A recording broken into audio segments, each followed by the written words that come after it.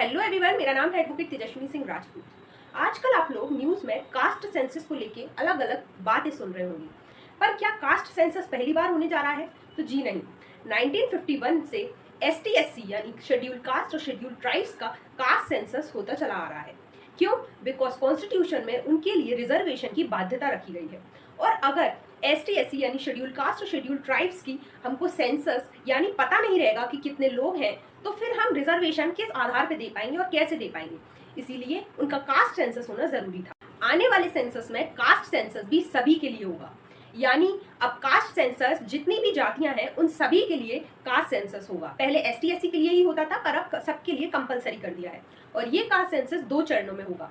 पहले चरण में 1 अक्टूबर 2026 से होगा, जिसमें हिमाचल प्रदेश, उत्तराखंड, जम्मू कश्मीर और लद्दाख के लिए होगा, और 1 मार्च 2027 से बाकी के स्टेट्स में ये होगा।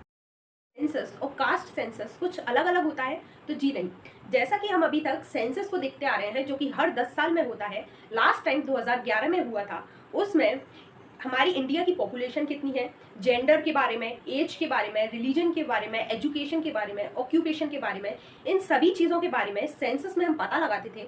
ऐसे ही कास्ट सेंसस में हम कास्ट के बारे में पता करेंगे कि किसकी कितनी % कास्ट है। अब इन कास्ट सेंसस में कौन सी प्रमुख 3 चीज़ें तय होगी? पहली चीज़, हमारे देश में जो वुमेन रिजर्वेशन है उसको तय किया जाएगा। लोकसभा और राज्यसभा की सीटें वुमेन्स के लिए 1/3 यानी 33% तय की जाएंगी।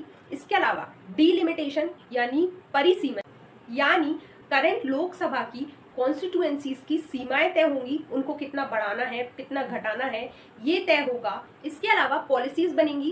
कास्ट सेंसस के आधार पे वेलफेयर स्कीम्स लाई जाएंगी और अलग अलग फंड का एलोकेशन होगा, ताकि सही जगह पे फंड पहुंच पाए और सही पॉलिसीज बन पाए। आई होप आप लोगों को ये वीडियो इन्फॉर्मेटिव लगी हो। ऐसे ही वीडियोस देखने के लिए प्लीज फॉलो तेज बुक।